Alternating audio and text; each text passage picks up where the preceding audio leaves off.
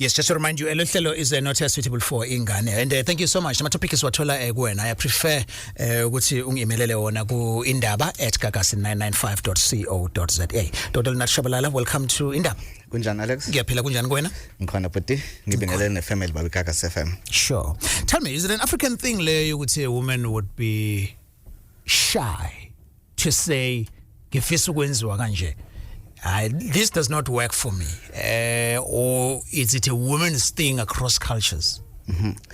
Now, if usikhuluma ngeculture, bese sikhuluma abantu besifazane, kukhona abantu esibavalela ngaphandle, but ke kubantu besifazane yes, kuyiqiniso Alex ngoba umuntu wesifazane ukhuliswa ngendlela ehlukile kunomuntu wesilisa. I mean if ubuka nje isintu, usikompilo lwethu. Yeah. Abantu besilisa bafundisa ukuthi kumele baphume baye lapha ngaphandle beyoshela. Into yokuqala leyo. Now uma ushela usukushela intombi. Now uma uyishela intombi kuya ngokuthi yona iphatha kanjani. Leyo ntombi inaso yini isimilo, iyazazi yini yona ukuthi umuntu onjani wesifazane and inawo yini ama values wena ongawabuka ezumuntu wesilisa. Bosuthi no, la ngiyangena definitely. All right, so isuka lapho to justify ukuthi ezumuntu wesifazane ukhuliswe ngaleyo ndlela. Some might think it makes them look easy or cheap, and but which generation yamanje you think would from like people still a majority of women would find themselves African women? No, definitely Alex. And kuyenzeka vele, ngoba njoba ngisho ukuthi kuya ngomndeni okhulele kuwona, and vele even namanje abantu besifazane basanikezwa leyo platform yokuthi bafundiseke ukuthi ukuze ukhule ube umuntu wesifazane yini okumele uunderstand. For instance Alex, umuntu wesifazane uma ekhula ngaphansi kwakubo ufundiswa ukuthi kumele aphume ngaphandle akwazi ukuthi athole umuntu wesilisa azoshada naye and then bese andisa umndeni wakubo leso sibonga lesazoshada nasona. So ibalekile lento ukuthi uunderstand ukuthi uphethe kahle kahle ini wena esandleni ezumuntu wesifazane and umuntu wesilisa ukubuka kanjani ezumuntu wesifazane. Okay. Yes, of course as udokotela esho esizingaba ama stereotypes and it would be ekutheni sewujwayelene kanjani nomuntu mhlambe someone might say in the early stages of our relationship I wouldn't be comfortable to say that, but now that we are 6 months, a year or more than that, I'm able to express myself. I conversation yethu namhlanje sikhuluma la about women confidence or namahloni ukuthi if bekhuluma about ukuzicelela mhlawumbe umdavazo, even being specific on how they prefer it, ihlazo uyisusa kanjani leyo nto. Is there a polite way of doing it or just be yourself? I sebenzi leyo courtesy when it comes to umdavazo. This is what we're discussing now. 0861596596 ungajoina ke conversation nge VN as well. Uyithumele ku 0638399959. Indaba on Gagasi 0861596596. Just advice your doctor from you. How can umuntu wesifazane initiate umdavazo zisuka nje?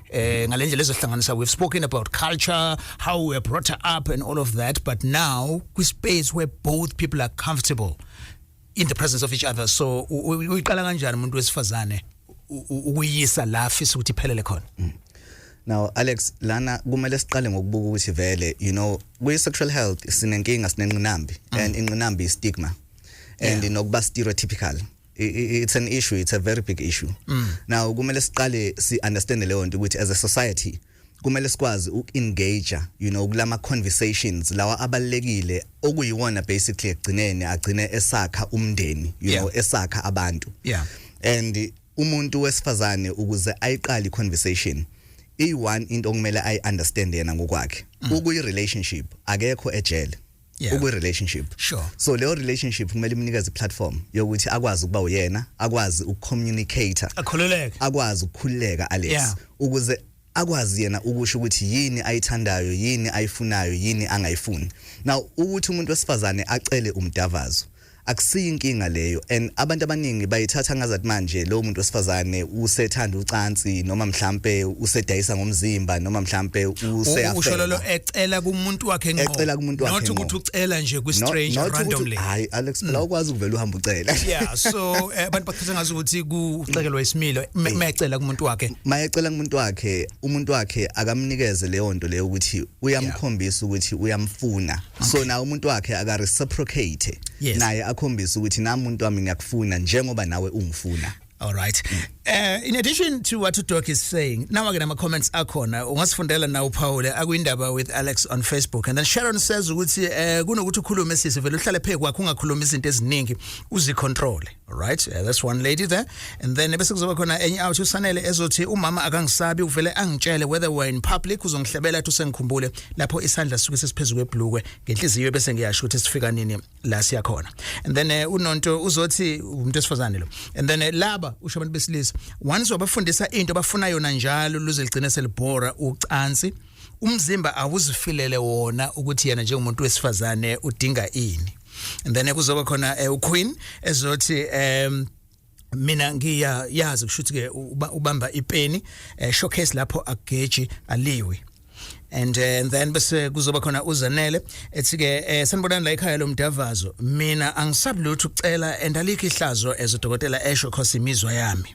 And then ulindo mina once umuntu wayicelela kuvele kuwe ipipi noma ngabe kuthiwa bese ngikiyena make wacela nje alibe lisanyakaza. And then uthakasile ezothi hayi ayikho inkinga ekuziceleleni. So you can see ukuthi so far the majority say as dokotela esho if ukuthi relationship health ngaleyo ndlela you should be free ukuthi express. Ngithatha ukhaye ezaxa from Richmond ekhaye ukundaba sabona. Yebo sabona good Alex ngathemba uyaphila mhlonishi. No it's right is that. Sure. Hayi namhlonishwa lapho umshiye ngiyathemba ukuthi utrend na. Angiphilile baba ngezona. Sure. Yeah, angeke nami ngibeke la amabili amathathu yabo lento enikhuluma abafethu ibalekile. Yabo nje all over most days. Ngiyazi ukuthina so kodwa imajority ngiyacabanga ukuthi siyamthanda umuntu open. Yabo ozorasho yabo nje umuntu ozokutshela yena azisholo yena ukuthi yena ufuna kwenze u1 no 2 ucela umshintsho style nenze lezi yazi nemizwa la ukuyikhuthaza ukuthi ikhuthale yabo into yangishathiwa kade icabanga ukubulala yazi igazi vele igijime kakhulu iflow umuntu mawuzombona usikwayena futhi lento uyithakazelele futhi uyilangazelele ukuthi niyenze futhi niyenze ningayenzi ngendlela eyodwa niyenze ngendlela ezihlukene hayi ndawo umuntu onojamu nje futhi uzofika akubacakele manje akutheni ukuthi akulalekho akutshela ukuthi yena cishe ugesi khona ezogomula bhekaleni ufuna ukugeza yabo nje ivele igazi lishone phansi nje ubone ukuthi cha yabona ke la ngathi uze nenye Ima wekhaya ngoba phela abantu badalwe ngeindlela engafani whether wesilisa wesifazane what if vele umuntu onamahloni vele sidalo sakhe so but mase kuza umdavazo sefanele ukuthi ashintshe angabi ujam because umuntu uyamazi because usukuphila naye uyamazi ufila kanjani mase kuza ngasemalini ufila kanjani mayisuke elambile ufila kanjani mefuna ukujabulisa wena so kulabo ke vele abadalela ukuthi banamahloni. Cha futhi Alex yabo umuntu bangabe usuka kubo azi ukuthi endodeni uyazi kuyokwenzakala. Okay. All right manjalo ke zaca. Sure. No. Uzaca ngiyamuzwa Alex. Yeah. And ngimuzwa kahle. But now uzaca mhlambe engavumelana nami. Zaca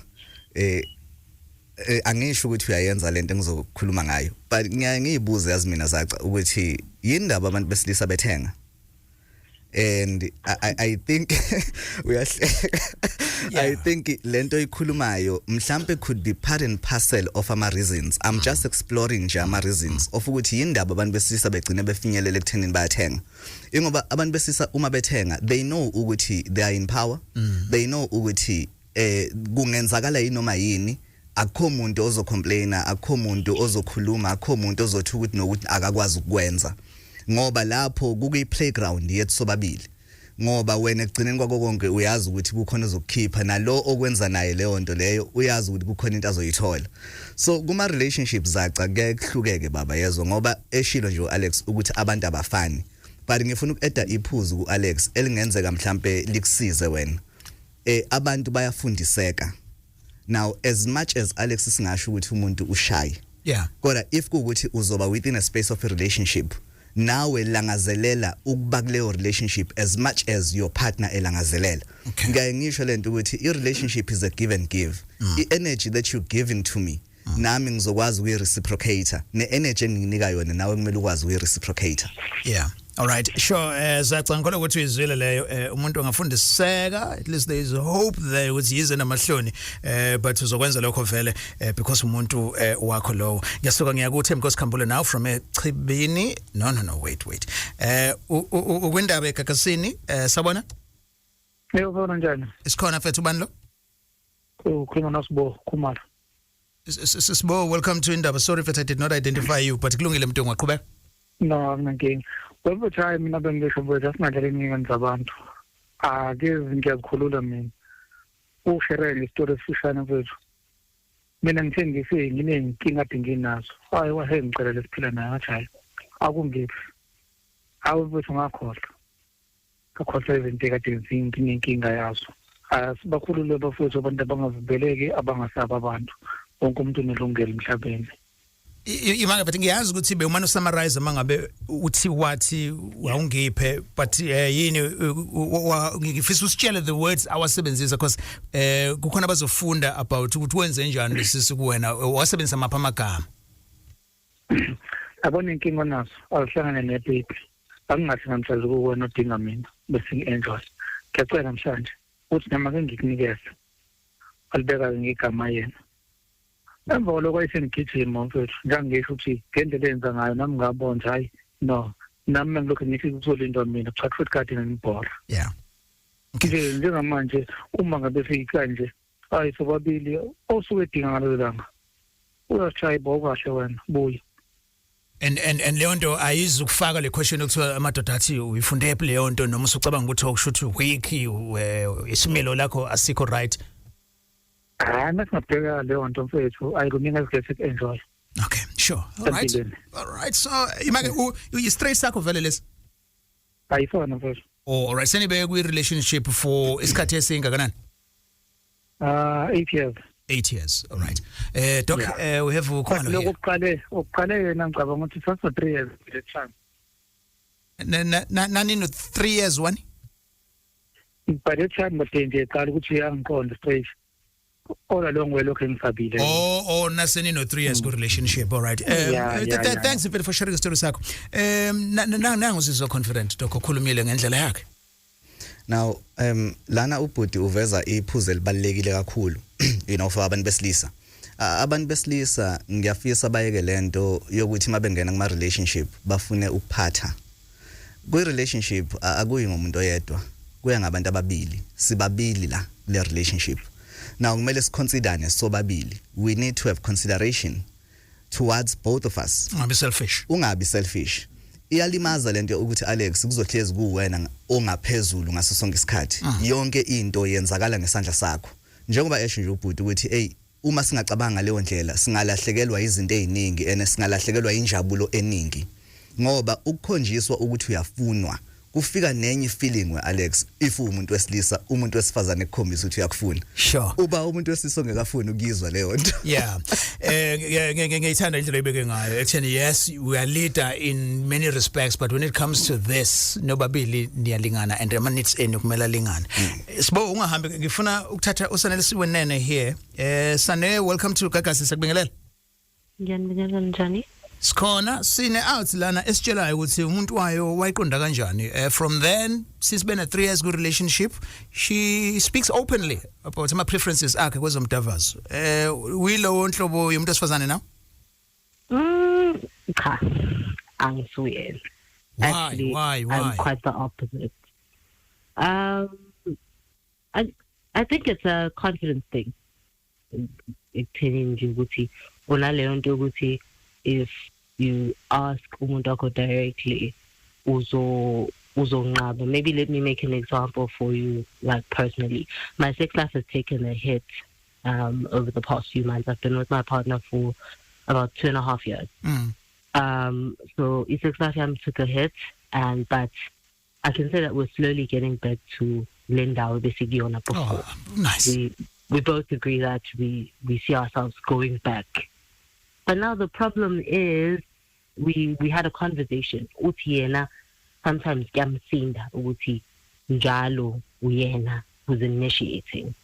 Now bese mina ithi into yami kuyena sometimes ngicabange nami ukuthi nginakho lokuthi ngiyafisa but uyamonthi mhlawumbe naye he's in his head ubusy mhlawumbe ukhathele angasho lutho mhlawumbe naye ubefisa but kusho kona ukuthi kuningi okusekhanda lakhe but mina ngizocela ngoba ngisaba ukuthi uzothi cha and then my sethe cha I'll just feel like also I'm undesirable maguyimi ngathi awufuni so there's that I think it's I don't know if it's a confidence thing noma ukuthi as a woman feeling undesirable is something that you take very seriously especially maqhamuka kumuntu wakho yeah maybe ne element encanyana mhlawumbe ye pride as well ukuthi ngizathemba ngaleyo ndlela yokuthi I'd rather be safe than face a disappointment. Yes, no, the desire must come towards me. That sense of pride as well. Yes. Let me push it to this level now. And you can see he reached his heaven, but when I was even then, I courage to say, this is actually the positioning what do you do in that instance? In most cases, yes. In most cases, yes. It's usually just something between us when I say you owe me one. Say as na it's okay. I owe you one. So kugeni ukuthi isko setlisha namhlanje noma setlisha ngelinye ilanga but kukancane ukuthi ngisho ukuthi ya no gona uyazi mongathi 1 2 3 ngasheshe ngilungisela into yami manje kukancane. Ngizwa. Sibo uyamuzwa kusane? Ngina kumphikisa kodwa ke someone. No, ngicela kumbonisa kahle. Sisters, sinamahloni. Thina sabantu besisa kwayithini. Uyazi ukuthi ikhona intombazane. Kodwa kube wena osaba ukuthi ngathi singaqala lesimo lesikanje. Kusesikhathi ngicela senikhala usavedlela kancane dobhuti. So wonke umuntu uvela nawo lo mahloni lawo oqala lo. Okwesibili siyathandana. Yabo. Lokho ukuthi siyakweletana uchayi mhlawumbe uzobuya upheke sesikhathi uyazi ukuthi kuyenzeka ukuthi lo muntu agcine ngadanga zakwenza ngoba kade ezile kona kodwa ukuthi uyasaba but uma ngabe open kuyena niyakwazi ukuqhubeka naye. Yeah, iloko mengakusho. Yes, I think sengaba iloko ukuthi how do you approach as a person who has that thing ukuthi unala umahlonyana you just become direct. Yeah, no, we hear you. Thank you, Sbo. All right, Doc, I think ikhona lapha impeleni bengizoyakhona nami ku question yakhe yokuthi usaba kuba rejected and at least mayisuke ngadelanga uyazi ukuthi ke uyamkoleta ubafu. Now untokazi ake ngimphendula Angela Alex. In a relationship, one of the major things eziba barrier is lack of communication. And the second one is to over-communicate.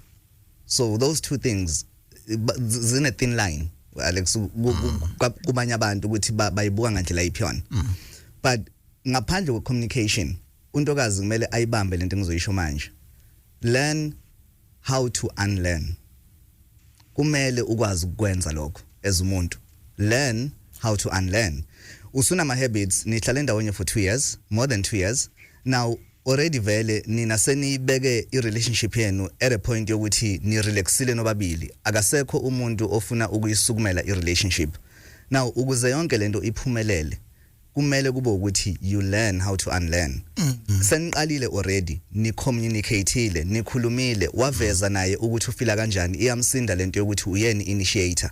Lokho kubalekile ukuthi nawe as umuntu wesifazane ungakuzwa nje kuphela ukunderstand. Naye futhi ngokwakhe ngimele understand ukuthi abanye abantu besifazane if bengatshenwa ukuthi bahle if bengatshenwa ukuthi ba sexy then I validation basuke bengenayo. So is simple Alex lento at least bayaphumela obala ngama feelings abo. So kulula ukuthi kulungiseke la. All right. I chance yakho to respond to what Doc is saying, isn't it? No, yes, I think it's heavy on the unlearning part. Kuningi umuntu ekumele aphinda aqale phansi ahlehlise nakhuleka nje ikhuleka kakhulu ngiyabonga kodwa siyabonga. Also I want to congratulate you as well like you working your thing ni resolve and then just update again on this show. Next week we have your open line and so isn't as well to what they were if not better than they were before. We're hoping for better. Sure. 1932 lolu hlelo is not for ingane abesifazane nenkululeko yabo yokuzicelela umdavazo nokuthi bafisa kwenziwe kanjani nokuthi badelele noma badelanga nanokuthi how do you teach umuntu wakho G-sport yakhe la and all those things dokotela ukhuluma ngendaba yokuthola ke that middle ground ezoshaya balance between ukunga communicate noku over communicate and then ke ukhuluma about unlearning things as well. I'm ready now to play the VNs ngwatholile ku 0638339959 yena topic yethu lesikhulumayo on Indaba eGagasini. The sound of KZN. Gagasi FM. Get your headphones ready. It's Dove 66 manje. This is Sex Indaba with Alex Nodog on Gagasi FM. Basopi Oledi. All right, I'd like to read some of the comments akhona here, all right? And then usandile uthi akukho nkinga vele umuntu akangaceli akavela be attached kwinto yakhe. And then kuzoba khona another comment we're live by the way on TikTok Indaba on Gagasi. You can watch this conversation. And then uphindile uzothi it's a good thing if a lady is asking upartner wakhe as long as the partner won't judge laba phela bayajajana. And then ulondeka responded to Sanelo isanda kuba naye uzothi ulondeka ngiyakuzwa girl nami ngiyayisaba rejection yakhumbula ukhola wethu wa earlier ubethi what if ngiyafuna athi no or abeke izathu and then uStella iarticle izothi owami if ngingenzi lutho naye uyathula nje angazi ngingamenza kanjani ukuthi abe open njengami. Communication ngeke kube into ongayenza overnight and abantu badalwe ngendlela ezingafani. Keep on trying bro. And then bese kuzoba khona another one uzothi mina nomuntu wami we so open with each other. Indaba on Gagasi 0861596596.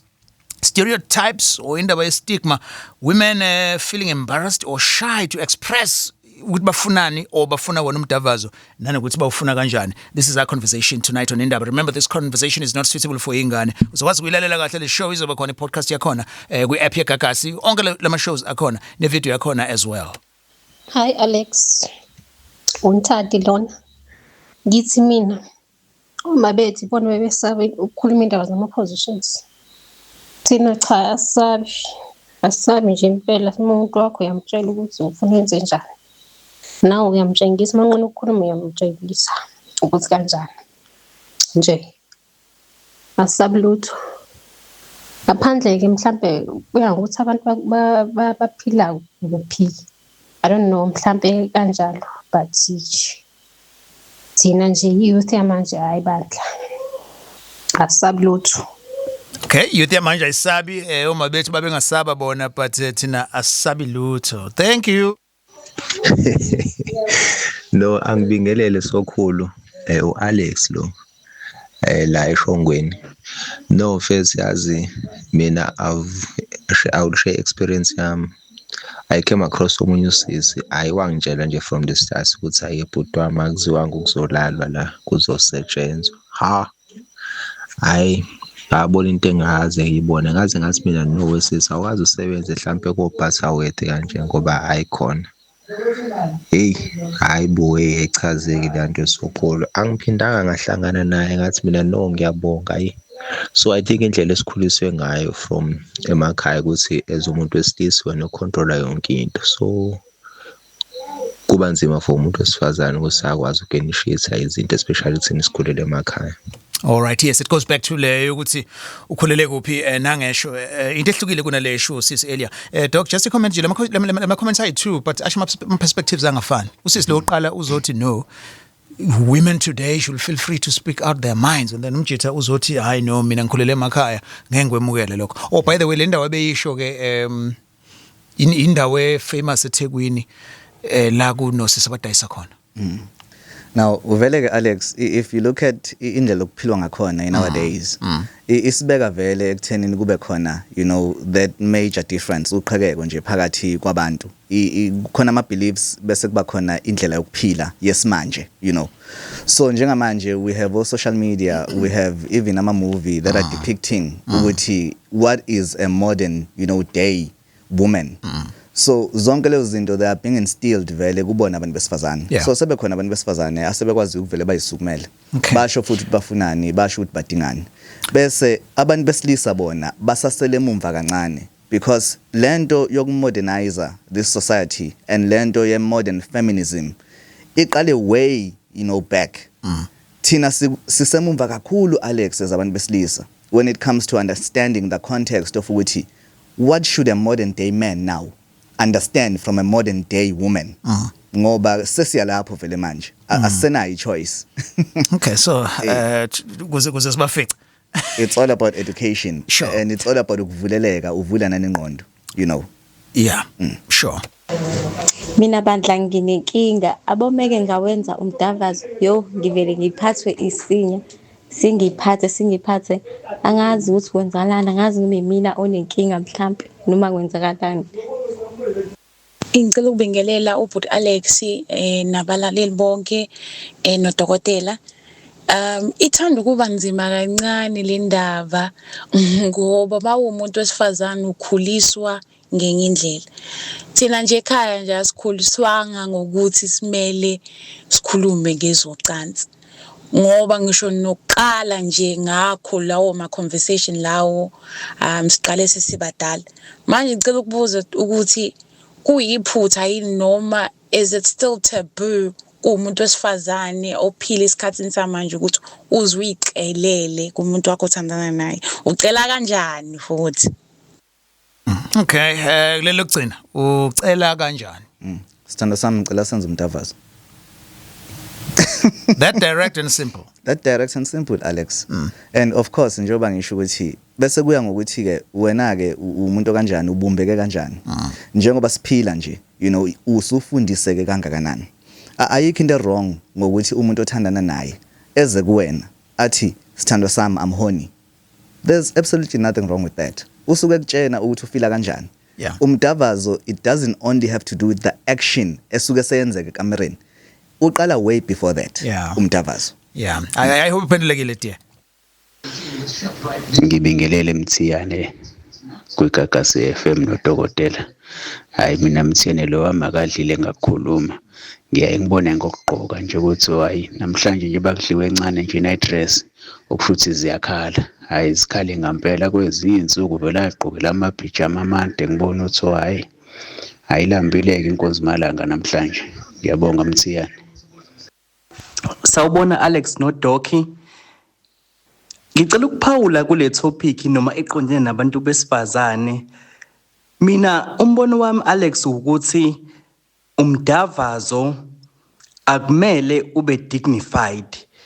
Already umdavazo uyisenzo vele esiyinkinga if ngingasho kanjalo. So angiboni isidingo sokuthi kumele kuthi noma usuyenza uwenze ngendlela ehloniphekile. Uma nje unomuntu wakho ekamerweni nawe umuntu wesifazane kufanele uvuleleke nje usho ukuthi ufuna umuntu wakho akwenze ngayiphi indlela. So angikholwa ukuthi kule generation yamanje kumele su dignify umdavazo ngoba into yabantu ababili phela le. Ngiyabonga Alex. Sawubona Alex nodokotela ngiyathemba niyaphila ngicela uba anonymous. Mina ngisacela ukusho ukuthi ngineyinkinga eningi when it comes to sex. Ngithanda ngathi ngenzwa cishe ugesi futhi engathi ngalokho esiyenza ebusuku nje emini ngiwumuntu nje onamahloni osabayo ngiye ngibone futhi ukuthi nomfana ukuthi akayithandisi isilento uyikhona ukuthi nami ayikho into engizoyenza ngoba ngiyasaba especially i-relationship misayintsha ngiyasaba manje abantu besisa ba-understand. No, wait. Imancane, thank you so much. All right. Sithi kwetshisa kancane doc. I would like us to digest khona out ethe le communication okhuluma ngayo ayibi verbal. Uthe umuntu wakho ubona ngayo ekutheni namhlanje ke ushaye inight eyilolu hlobo. So mesha ama pajama then lapho kushitha khulunywe useze wayifunda kodwa ikhona leyo element yokuba open. Then bese kuzoba ke usisi ke ozothi akumane kube dark. Yeah. Now ubhuti yena ukhombisa ibala ukube kuthiwa mhlambe uvele wasivula nje isifuba wasitshena exactly ukuthi ufila kanjani ngale yonto ibuyishayane weAlex leyo nto ngoba manje nifunda ama pattern and lawo ama pattern azogcina esenenza nijwayelane ngaleyo ndlela ukuthi hayi namhlanje ake sinje akaligqokile iphenti hayi kushithi ziyasha ngakusasa uyaliqoka iphenti ayisho ukuthi ayingivalelekile kukhiwe lapha nezansi. So indaba ye relationship ibaluleke kakhulu uma sesilaphana ke embedeni. Sekuthiwa ke manje usulele esifubeni sendoda kuthiwa iSnake Park, ngiyangizwa kuthiwa iSnake Park esifubeni sendoda. So mawusulele lapho ilawo kumele uzizwe khona ucomfortable kunawo konke, ilawo kumele uzizwe khona free, you know. So lento yokuvalelana ukuthi singakwazi ukutshenana izinto esingayithandi ngoba nakho siyasaba ukuthi ekugcineni ngizoncishwa umdavazo izoyivala leyo nto indaba ye relationship. Yes, and then bekhona ke the theory yokuthi why umdavazo kumele ube dignified, because vele into ngisazi lebi igama lisebenzisile but asho vele akuyona into ehloniphekile. I think Alex ngiyam understand ukuthi bezama ukuthini. I think into ayenzile nje mhlambe wrong ukusebenzisa amagama, you know, angachazi lokhu yena azama ukusho. Umdavazo definitely is dignified. Ngizomela umdavazo ngizoze ngishone Alex. That's why I became a specialist sa umdavazo. Umdavazo is very dignified. Umdavazo uhloniphekile umdavazo. It's an act, you know, a very dignified. Ngoba it's an act edinga i-consent yabantu ababili. Without the consent usuphula umthetho. So you can't say ukuthi we can take dignity away from umdavazo ngoba lokho kuzosuke kulahleke i-context yokuthi kumele ubuke ngandlela yipi kahle umdavazo. Okay. Yes. So talking dirty is still dignified? It's still dignified, of course, along the lines of ukuthi umenza afile kanjani omunye umuntu. Hence why ngilibekile leli gama lokuba considerate. Yeah. Yes. So ukuncikisa umuntu ngekhona lombhede is still dignified? It's still dignified. Yeah. As long as it's consented. Okay. So kusikwatha emlonyeni womuntu and all over the show is still dignified. Hey, leyo ke iya ngokuthi upheke ngakuphi. Sawubona Alex nawudokotela, ngiyathemba niyaphila. Ngicela uba anonymous. Mina ngisacela ukusho ukuthi ngineyinkinga eziningi when it comes to sex. Ngithanda ngathi ngenzwa cishe ugesi futhi engathi ngalokho esiyenza ebusuku nje ayemini. Sawubona Alex nodokotela. Ninjani? Hayi mina ngiyaphila. Kulula nje Nkosi yami ukucela umuntu wakho umdavazo. Ntombazane geza nje ugqokele injury noma ubhushuzele nje phambi kwakho. Uma engakuboni lokho woza kuye mgibela nje uhlale phezulu kwakhe uthi mayethatha baby ngicela ihagi. Mayethi baby ngicela ungidodoze. Mayethi baby kubuhlungu la. Kulula nje. Bantombazane wakho unifundiswa yonke into. Isibazane. Wow. Yeah, you got your mesh now. Yeah. Yes, Alex, but angithi we look at also the environment that is set, you know. Kukhona abantu abathi mabeku relationship babe nenkinga, you know, mhlambe emsebenzini or babe nenkinga ezi interpersonal with abangani or whatever ezobafaka andingcindezi. Yeah. Now naye lo muntu as much as umkhombisa ukuthi uyamfuna, ake sithi mhlambe majority of the time uyakuvumela ukuthi yenzeke lento wena oyifunayo. Bese ngelinye ilanga ethi I'm not in the mood. Why would you feel rejected? Naleyo nto kumele sibuke Alex ngoba kukhona lento yokuthi abantu besifazane bayasaba uku-initiate because basabe rejection. No, bayasaba uku-initiate because some of them they overdo it. Consideration is very important. So overdoing it is what? Kungadeli nokuba unreasonable as in like fanele kube 6 rounds now. Ungashayile uthe for later or the morning. Ake sithi Alex umuntu wakho uyakutshena ukuthi no yazi njengamanje into engifuna ukuyenza ngisafuna ukuphumula ngifuna ukwenza ukuthi nokuthi muvumele leso space leso akusho lokho ukuthi usho ukuthi akakufuni noma mhlamba akasakuthandi. Lento yokufila ngaleyo ndlela enukuyivumela ukuthi ufile ngaleyo ndlela ufaka ipressure kwi relationship unnecessary. Kanti i relationship kumele kube khona leyo nto yokuthi sinikezana space to breathe. Okay. Yes.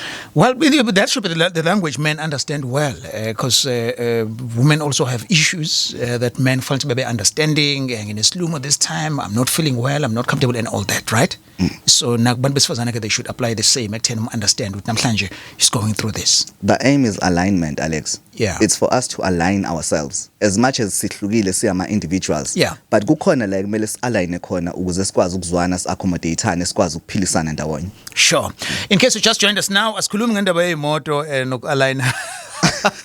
ukusebenza kwa sikhuluma nayo alayina kwezomdabazo ezinye abantu about conversation yet now women getting a voice ne courage yokususa stigma so this thing is taboo akukhulunywa ngomdabazo ngiyofuna kanjani iyona conversation yet namhlanje le show zoyithola iphelele i-podcast yakhona asikaqedi kodwa ngoba soyivala ngo-8 conversation yethu yaqhubeka indaba on Gagasi lohlelo akulona olwengane Sex Indaba Thursdays on Gagasi from 7 to 8 thank you for watching the video yohlelo ne podcast yakhona kwi app ye Gagasi ngithatha uphindile wakashabalala nawo Olundi sabona Phindile Hi Anthony siyaphila unjani Phindile I'm very well thank you Mancane ke Phindile please ngicela ungikhiphe nje ku speaker khona sizokuzwa kahle because ngathi uzane boom nje no you're not on speaker I'm in the bathroom Oh, okay. All right. No, let's hear your story.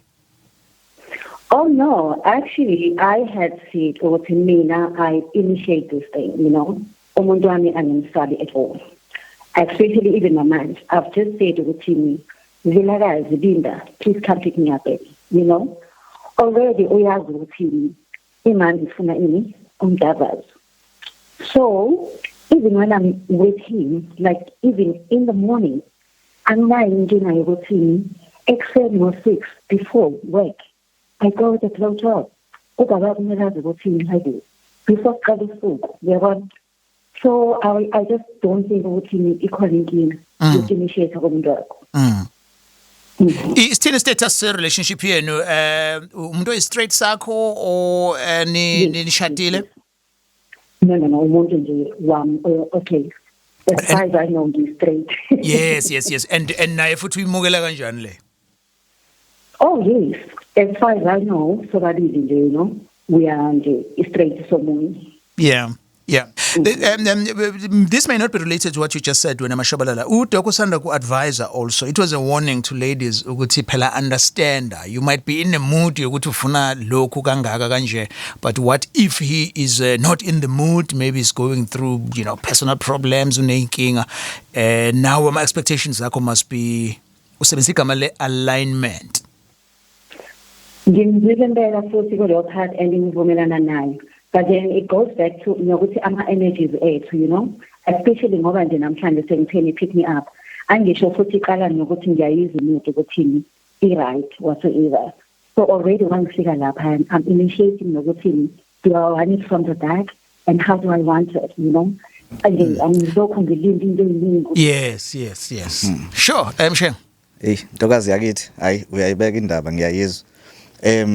Ake sibeke nangalendlela ake sivulele ukuthi sithi ukufundisa abantu kancane abantu besifazane ngicela bengakhohlwa this one thing a relationship is not only about umdavazo a relationship goes as far as ukuthi wena as umuntu wesifazane how do you keep a man interested in you ngoba yes kungaba mnandi umdavazo kube mnandi yonke into you must also think ukuthi kuzoba njani 5 years down the line or 10 years down the line.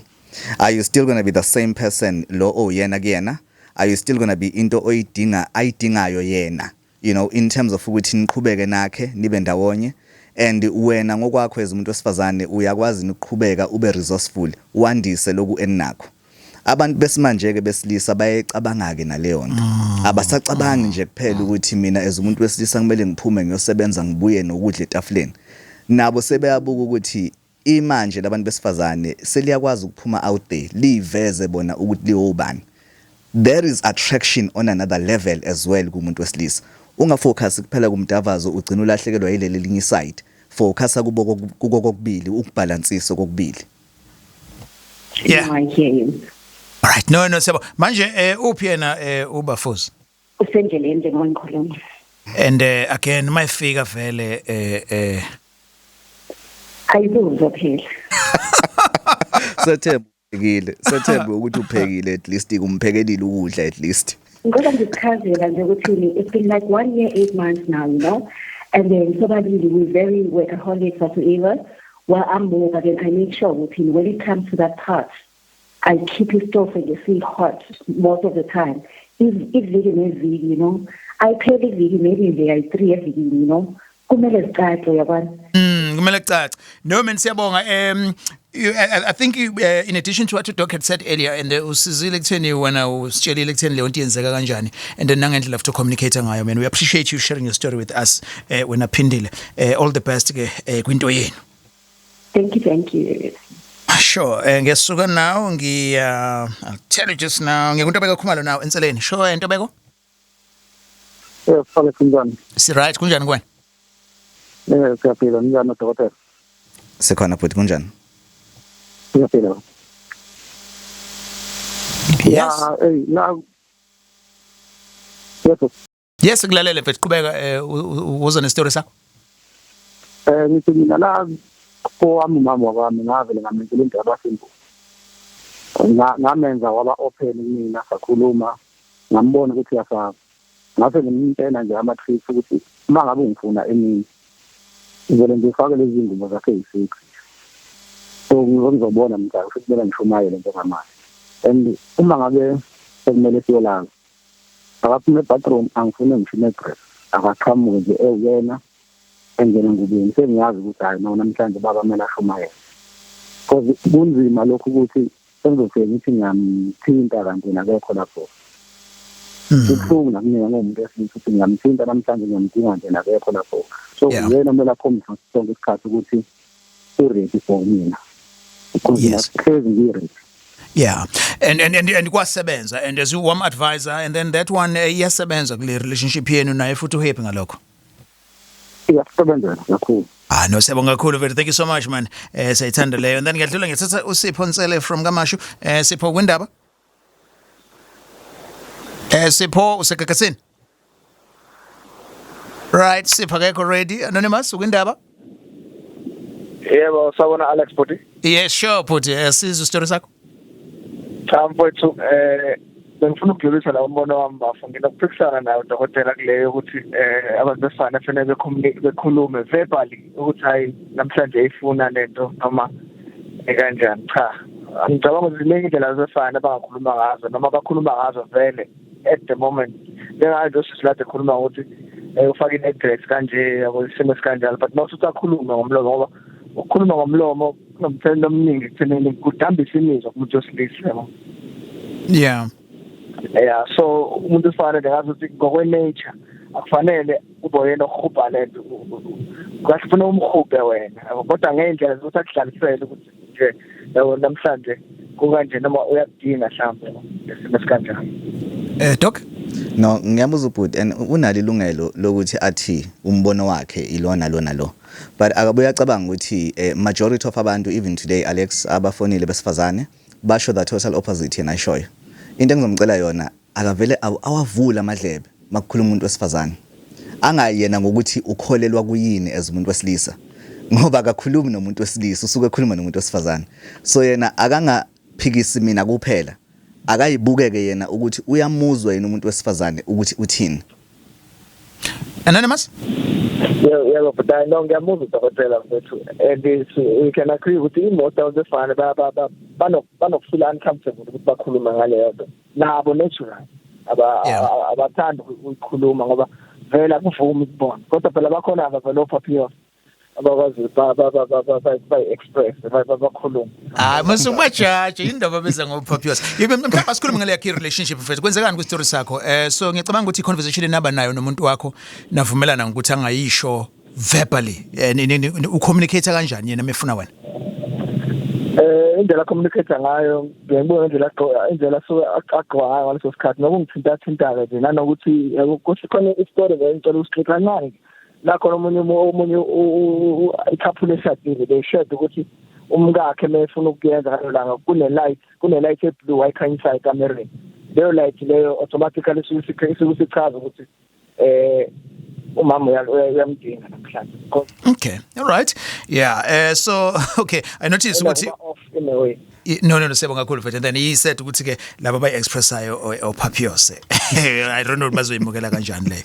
All right, thank you so much. Thank you mfethu for umbono wakho. We've come to the end of the show namhlanje. Do you think mhlambe we need to part 2? Please email me indaba on indaba@gagasina95.co.za. Mshego, always a pleasure ukuthi ube kanye nathi namhlanje. Siqhuma kanjani ke? Ngiyabonga kakhulu Alex. Last thing Alex, happy belated birthday. Thank you. Happy birthday, 50th. Ngiyafisa ukufika lapho. Uzofika. Angithembe kanjani. Sure. Thank you so much Mshego. Ngiyabonga Alex. Ngiyatholakala inamba yocingo ethi 063 847 0511. Ngizoyiphinda 063 847 0511. Eyaso office yona ithi 031 065 0226 031 065 0226. Ungashaya ucingo wenza appointment uzozongibona ema-office ango-9 Dorothy Nyembe Street in Durban Central. Ngiyatholakala na Facebook na TikTok as uDr Shabalala. Ngiyabonga. All right, sibonga kakhulu ke Dr Shabalala. Catch this show we podcast yakhona on the Gagasi FM app and video yakhona uzoyithola as well. Thanks to the production team. We had a Wanda Zungu no Mr. Sphelele wakwa Nzuza.